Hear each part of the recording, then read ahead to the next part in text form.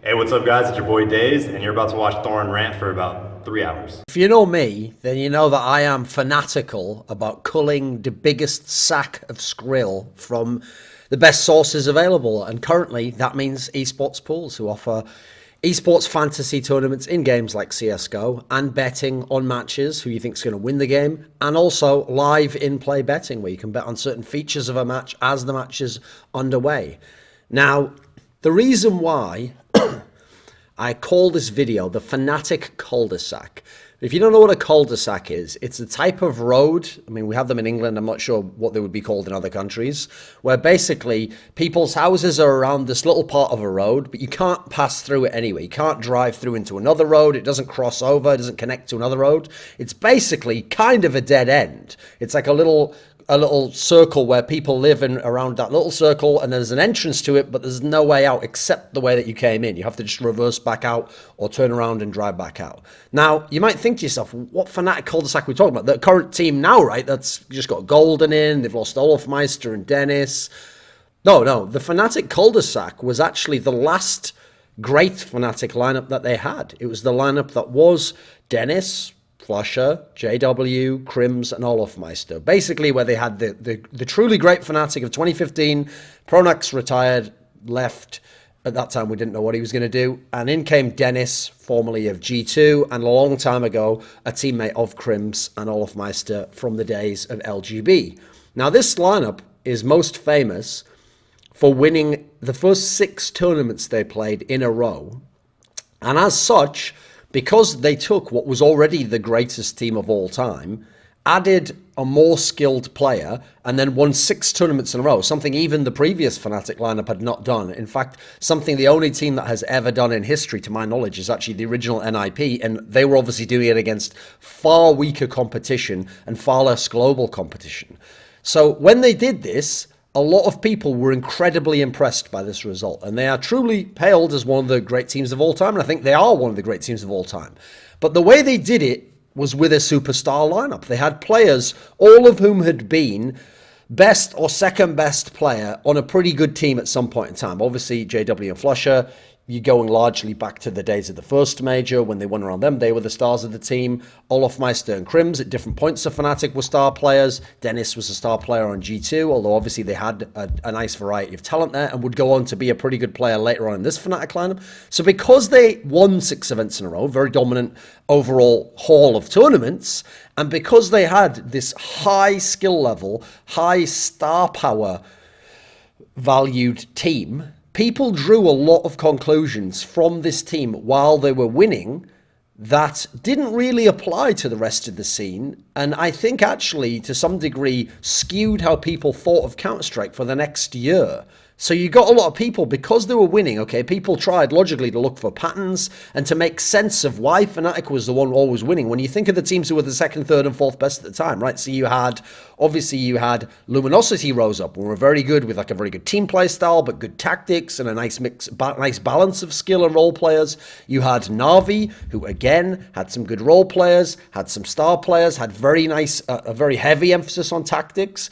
You had Astralis was still around, Team Astralis. They were still a talented team, very good balance of skilled players, of tactics, of some team play, a very good map pool. You had the Envious side, heavily on the skill side, heavily on a very stylistic approach to the game, not as much tactics.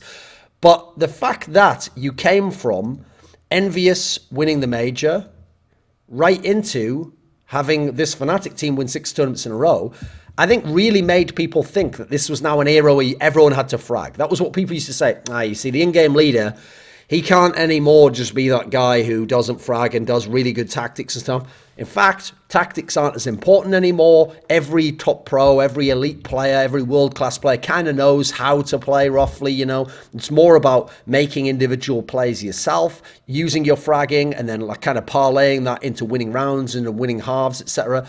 And this success really did, I would say, warp how people thought about the game. I mean, I have a theory in general that I'll outline in a different piece of content, where I think the dominant team always warps for these reasons. Like, people are trying to make sense of what's happening and they're drawing too rash conclusions over the teams that this dominant team beats. And as such, while it can be good that they warp the scene, because then people try to figure out what they're doing and sometimes combat it, It also means that certain teams, particularly the teams that heavily skill emphasized, like the original NIP, like some of the Envious squads, like this FNATIC that won the 6 tournaments, it unfortunately, I think, actually instills a lot of bad habits in the rest of the scene where they think, right, we just need a lot of fragging, we don't need much tactics, in fact, we might not need an in-game leader if we can get a good fragger, we can just make individual plays. And the reason why I want to point out that that is a warped perspective from how I think of the game is, first of all, you look at the teams that came after FNATIC, it didn't really apply to them. I mean, it was SK Gaming, it was Virtus Pro, then Astralis. These aren't teams that just played off individual play and didn't have an in-game leader and just used playmaking. In no sense were they. In fact, some of them were very far from that. No, and just as I said, the teams just below FNATIC were not like this in any way, aside from May the Envious to some degree, and they quickly actually fell away during this era when FNATIC had all the success. But the point is, it was a cul-de-sac not only for the entire scene going down that route, because you can only get so far, but actually, if anything, FNATIC was maybe the pinnacle of what's possible from that kind of heavily fragging-based approach without a real in-game leader and trying to make individual plays and not have actual set tactics, but make plays improvisationally off each other. I think they were the pinnacle of that. They were the zenith of how far you can go with that. And it says a lot that even they were not actually that dominant despite winning all the tournaments of that 6-tournament span. And actually, if you look at what happened to them, I think that it shows that actually that style is not very effective and that they were pushing the very limits of what was possible with it anyway. And that almost was the best case scenario. What happened to them? So let's think about this, because obviously a lot of people, thanks to the timing, think, right, well, we all know they won the 6 tournaments in a row. They were the dominant team. Yes, they came into that next major. That was the 7th tournament that they played, MLG Columbus, as the favourite. And they got smashed by Astralis in the quarterfinals, and that was it. Now, they'd also, remember, it wasn't just that quarterfinals. They'd also lost to Team Liquid in that game, in the group stage, in a close game. So a lot of people look at that and go, oh, that's it, wasn't it? Everything was fine, but Olaf Meister's wrist got injured. We all know he had to take some events off after that. And because he was injured, that's the reason this FNATIC team fell away. That's the problem. It ain't just because of Olaf Meister's injury. Now, here's the thing. You look beyond Olaf Meister's injury and how they played, their style and the strengths of the team. They relied heavily on individual playmaking. I mean, not always purely individuals, and I'm just going to do this by myself. Sometimes perhaps someone will communicate, I'm going to make a play here, and then another person plays off him, like a 2-man game. But largely, it was predicated on individuals, because they didn't have a proper in-game leader. They'd make basic read, and then because some of them were star players at different points in their careers and were very good at their roles and obviously had a high skill level at this point in time, every member of the team. I mean, arguably, you can say JW was in kind of a slump in his career, but still a pretty good player if he's your 5th best player or 5th most skilled player. They would rely on the fact that when they made a great play here, using individual skill, other people would then make subsequent individual plays off that, and you would win the round, even though it wasn't really like a tactic. It was kind of like a very high-level FPL game. So that's mainly what they relied upon. It wasn't just Olaf Meister being a mad fragger. And that is something which in itself wasn't as effective as people might remember just by looking at the number of trophies. Because first of all, I look at that and I say to myself, was it all just individual playmaking? Were they really just doing that? Because I have to figure they were still a good team of FNATIC when Pronax left. Like, yes, they no longer won tournaments. They would come top 4. Obviously, they finally came top 8 at that major drew at Cluj-Napoca, where they lost to the eventual champions. So we can't really say that they were definitely a 5th to 8th level team. They might have been the 2nd best team at the tournament. We don't know. Although they had lost, obviously, to Luminosity in a best of 1. So you could say, yeah, maybe they were 3rd or 4th. But they were still a very good team. Now, I don't know that I buy the idea that after playing with Pronax for, I mean, it would have been, for JW and Flusher, obviously we're talking like 2 years. For the others, it would be like, let me think, like just maybe like 13 or 14 months. I don't think after playing with him for that long, they just abandoned everything he brought to the team, wiped the whole blackboard clean and were like, right, we're starting from day one with Dennis. What do we like as a team? How are we going to play? How are we going to play on these maps? I think there was a hangover effect from where Pronax left the team, but a lot of the things he had instituted in the team and the way they played the game, I think a lot of that remained the same. And it's just that, if you remember, at the time, the rumours were players like Flusher and Olaf Meister wanted to play more individually. They were obviously, by the way, for that era of time, like latter 2015 onwards, the last half of 2015, they were pretty much the star players in FNATIC and some of the best players in the world, and obviously at majors, etc. and were instrumental in their victory. So people's perception was, right, these players want to take what already exists, but as opposed to having Pronax have more of a say over like what we're going to switch up now or what we're going to do overall, these star players wanted not just to be star players within the system, but they also wanted some level of control over the system so that they would also decide what the plays were and make things happen in that sense. So while, yes, they might have gone further down that path, I suspect there was a hangover effect where some of the things Pronax implemented remained, and some of the ways they played certain maps, their sort of internal meta game of how FNATIC specifically played a CT side of Inferno, for example, remained, and therefore the things that worked continued to work, but with diminishing returns as the overall meta of the game and as other teams scout you and play against you and figure you out. And so actually, when you look at the fact that they actually accomplished all those tournaments, because they were in a row, it was only something like 3.5 months that they had this success, where they were winning and they were the champion team and the dominant team in terms of winning every tournament. So 3 months, yeah, that sounds about right, actually, for how long it would take for the things that you still keep doing that worked before from the in-game leader to not really be very relevant anymore, and teams to have fully figured you out, especially very good teams like Luminosity, Na'Vi, Astralis, fantastic teams at the time. And then for you to now need to have adapted in the meantime if you're a different team with an in-game leader, or to completely revise your game, which they obviously never did, and as such, guess what? They never won another tournament after that. So, yes, I do think Olaf Meister's injury had an impact. I don't think it was actually the primary reason why FNATIC fell off, though. Now then, what impact did it have? Well, here's the thing. First of all, it removed him from the game. So immediately, it removed their best player and someone who was arguably the best player in the world. I would have said at the time, personally, Guardian was the best. But because FNATIC was winning and Olaf Meister looked like the best player in FNATIC, I can see why people went with Olaf Meister. I think he was more where it's like you can say he was a contender for best player. I would have had him as second or third, personally. So I think Guardian was, but whatever. Contender for best player in the world. So if you lose arguably the best player in the world, yes, it's gonna make your team worse. But obviously he did come back a few months later, but it never returned. Now you can say, yeah, but still injured. No, but this is the problem, okay? If you can only win tournaments when your best player is arguably the best player in the world, I would actually make the case that you probably weren't that good a team, actually. Like, here's the thing. Coldzera, yes, has been the best player in the world for many months out of the last 2 years. But I would say, actually, that SK could win tournaments when he wasn't the clear best in the world, or when other players were like right there neck and neck with him. I would say Astralis have won tournaments where Device was not the best player in the world. I can think of many teams, actually, that have won big tournaments where their star player was not the best in the world because they have a good system and the rest of the team is balanced out and they can adapt and they can make reads on the metagame and they can come up with tactics and they can use all the methods that have existed throughout Counter-Strike. In fact, I would say our competitive Counter-Strike, which involve not having to just have a more skilled player, because in 99.999% of the cases, you're not going to have more skilled players than the opponent. Therefore, you have to have a different approach, strategy, style, setup to be able to win those games, right? So I think it was already a crutch to have the best player in the world as your star player. I also think his impact went beyond just being a star player, because I think the most underrated element of that FNATIC was this idea that it wasn't that they had just had the most skilled players. I think teams like Envious, I think teams like Na'Vi, actually skill-wise, could go head-to-head with these teams. I think Astralis, obviously.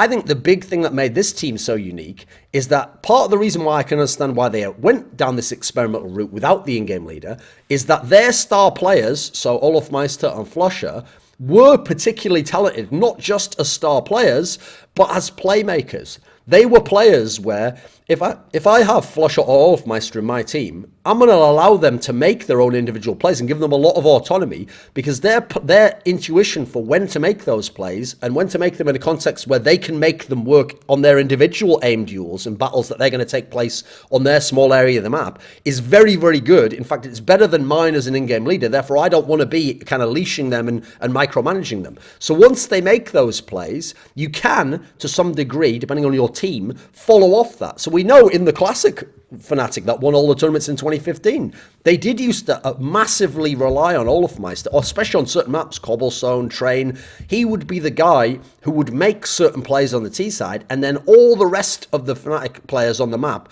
reacted in some way to that play. Either they rotated to his position when he got kills and pushed in through there, or they used that as a moment to flank somewhere else while the opponent had to focus on Olofmeister, or they used him as a fake entirely so they could draw CTs over and then they could attack a site easier. They largely did play not just off his skill, but off his playmaking as well. So when he became injured, even when he came back, not only was he not as skilled, but now his playmaking wasn't as good. And actually, he seemed to lose a lot of individual confidence in that sense. And I have to say, not just losing the best player destroyed their style and their success, but I think that losing their playmaker in this sense crippled them. Now they had Flusher still, and by the way, Flusher was very good in the period where Olofmeister went down and he kind of had to be the main star. But having actually the one playmaker star player wasn't enough, especially because they didn't have the in-game leader. That was the thing that killed them. They didn't have any other go-to, so they kind of had these two playmakers working kind of as an in-game leader in a way, especially, by the way, because Olofmeister was the very aggressive player on the terrace side, whereas we know Flusher is more, I've always thought of him as more the lurker, more towards that end of the equation and better in late game situations and where there's like a 3v3 and he can sneak through a little crack and get behind someone. But when you had one of those guys, now it didn't work. You can't just have one player doing it either at the beginning of the round or late in the round. You've got to cover all these aspects. That's why Pronax really worked. He wasn't some mastermind in-game leader, but he was really good at reading a game and seeing, right, our initial approach here hasn't worked as well, so here's what we're going to do instead, and then here's how we're going to transition to a different tactic that might work now. That's one thing he always had a strength for. So it crippled their style to lose their playmaker as well as their best player. And let's consider this, even when Olofmeister was at his best, was arguably the best player in the world, and was a fantastic playmaker, they were narrowly winning these tournaments anyway. Right? First of all, when we talk about these tournaments, I'm just going to go ahead and say this, okay?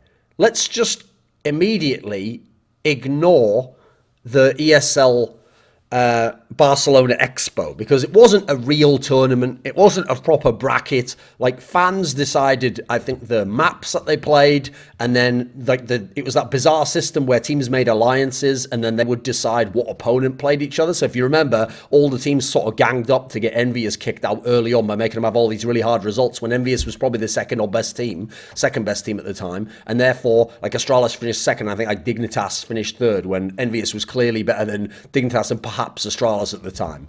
So that event doesn't really count, and it was best of ones as well. But if you look at the other tournaments, remember they won 6 tournaments, right? Let's start with their first tournament, Fragbite Masters. First of all, not the most stacked tournament. It had team question mark there, but that was it. It didn't have Luminosity, Na'Vi, etc., etc. Now, obviously, it was an online league, but it wasn't as big a league at that point in time. It had shrunk a little bit. Now, first of all, they lost a map to SK from Denmark. Remember the lineup that was like Modi and fucking at the time, it was like Magisk Boy, etc., but way before he was an excellent player. They lost a map to them. Then, in the same tournament, they lost in the upper bracket final to NIP in a best of 3. They lost a best of 3 to NIP at the last tournament with Alu. Then in the final, they beat NIP in a 3-map best of 3 where they lost a map to them in the final. So they lost 3 maps to NIP in that tournament and a map to SK Denmark. And it was only a 4-team double elim tournament. So already, yes, you won the tournament, but not in dominant fashion in any sense. Then you go, oh, by the way, that was their second tournament, actually, obviously, because their first tournament was DreamHack Winter. But I'll give them more of a break for the DreamHack Winter, because it was obviously their first ever tournament. But that was the one where they lost a map to Luminosity in the final, but did indeed reach the final. Then you go, shortly after Fragback Masters, they had the ESL ESEA Pro League, as it was called, not just ESL Pro League, because the whole purchase hadn't happened yet. Season 2 of that. Now, people forget this one, because this is the one where Envious, in the group stage, beat them 2-0. Clean swept them in a best of 3. Then they went against Team Question Mark, later to be known as Astralis, had a close best of 3 against them in the semis. In the final was a best of 5. They won 3-2 in maps, and 2 of their maps, the first 2 they won, was 16-14 wins. This is when Na'Vi had already become very good, and this is about as narrow a best of 5 win as you can hope to get. So in that tournament, they lost something like 4 maps. And they had something like 4 of the maps that they won were incredibly close. So again, not dominant fashion whatsoever. Then you go to Starladder early on, January of 2016. They lost a map in the group stage to X-Titan. That was the Existence Titan, Existence, RPK, Shocks, etc. Then they lost a map to Team Question Mark, later to be known as Astralis, a team, by the way, that was already starting to fall off. They lost to Envious 2-0 again in the group stage. Same Envious, with Kenny S and all them. Actually, that would fall off like a month or two later. Then they played in the semi-final against Luminosity, and it was a very close series, 3-map series, and they won 16-14 on Inferno, thanks largely to a key play early on where Dennis just bullshitted some people with a CZ. Otherwise, they'd probably lose to Luminosity there. Yes, in the final, they crushed Na'Vi, but that seemed more psychological. Now, let's go to the last event FNATIC won with this lineup. The IEM, I think it was the IEM 9 World Championship. This is the one where they lost a map to Astralis in the semi-finals. They'd lost a map in the group stage. They had a very close win over Mouse in the group stage, the one that could only play Dust 2 and Cash, and it was Dust 2. Then in the final, it was a best of 5. And even though they won this final best of 5 3-0, which in a sense is dominant, the first and third map of the best of 5 were overtime wins over Luminosity. So this is a team where almost every tournament they went to, they weren't winning in dominant fashion. They were having very close encounters, very narrow wins. And that's with the best player, the best playmaker, 2 big star playmakers in your team, and a hangover effect where you've still got some things that work from your old in-game leader, but you've upgraded his position to get more skill. So you're maxing out skill while still having some of the tactics element that's gradually diminishing. And you've got great team play because 4 of you have played together for over a year now. And the other guy played with 2 a year before anyway. So you're kind of maxing out a lot of stats here, but you need to get all your results at this point in time before that window closes where the tactics have gone down. Then you lose one of your playmakers. The team play element is good, but can't carry it alone. And you don't have any tactics. Because that's the thing. This was a team who was tactically lacking. They clearly did get figured out. By the way, from the early tournaments on, people had a sense of how to play them, but they would make an amazing individual play or a crazy read in the middle of the round individually that would win you a situation, or Olafmeister would take over a half on a certain map, or Flasher would win 2 clutches for you, or Dennis would win you a couple of pistol rounds. And it took all of this to narrowly win games. They were basically a team playing without an in-game leader, so they couldn't make macro reads. They could only make smaller scale individual or 2 to 3 man reads. Their map pool during this era was very telling because here's the thing. Since they won so many tournaments and won so many matches, yes, it will look like they had a good map pool. But you actually look at the maps where they could play them in any kind of context where they were innovating in the meta or they were executing very well or they had consistent attacks. Their map pool was really, really degraded compared to the Pronax era. The Pronax era, they legitimately had 6, 7 maps. They could go that deep depending on the particular era. They could really play all these maps. Then you look in this era, realistically, they were very good on maybe 2 or 3 maps. We're talking about like still pretty good on Cobblestone, good at times on Cash, Inferno's in there definitely, and then it's getting dodgy even to say like Mirage, because you go like Mirage, Train, you're already starting to say they can't really play Train, so they could win them up like Train. But that was about it. So what you have to stop and consider is, well, what happened in 2016? Well, first of all, Nuke came into the map pool. Now, you remember when Nuke came into the map pool, right? Because FNATIC never played it. They just permabanned it all the time, which then made their veto more predictable. Remember, with Pronax, not only did they have a wider map pool, because they had tactics, and they had a proper setup of how people played in the game, and they had consistency from having tactics and a system to the game that they kind of eschewed to some degree, or minimized the emphasis upon in this lineup. And so they didn't need to have a permaban before. They could play with you with their ban, and they could play with you with their pick. Instead, this lineup became incredibly predictable and couldn't execute that well anyway. So now they have a permaban, you know they're going to ban Nuke, and then you know they're going to pick a Cobblestone or a Cash, and you're going to pick a map, hopefully they're not as good on, a Train or a Mirage or something, and then they might sometimes beat you on it because they have such skilled players and such good individual players, but not because they're better than you at playing that map. They might be better at playing Counter-Strike, they're not better at playing that map. And so you look afterwards, it's not like they were terrible afterwards, they were still top 4 typically. Yeah, they had that one tournament where they got smashed by Astralis, but generally they were top 4 still. But they were never going to win any of these tournaments. So it was a cul-de-sac, because it actually led nowhere for FNATIC. They could have never continued on in this approach and progressed and gotten as good results at winning tournaments, or ever become more dominant. We can almost conclusively say that. But more than that, it was a cul-de-sac for Counter-Strike itself. Because while, yes, it was a viable, a valid style of play, which had its success, I think it's very telling that that is almost the best case scenario you can have. Like two different cores of players within a 5-man lineup that collectively have played years together, hangover effective, having a very good in-game leader who's given you a whole system and a style that you've all played under except for one player. Having a system where you have the best player and the best playmaker and a very good other playmaker, having all these aspects, not having a new map come in the pool yet that you have to learn. I think they almost had the perfect window to have this success. They had some success, but this was the most they could have had. And you can see that that's too extreme a playing style. Yeah, it's too extreme to go the other way completely and not have enough skilled players and only have tactics. You've got to have some level of balance based on your personnel. So it was a cul-de-sac for FNATIC, but also for Counter-Strike.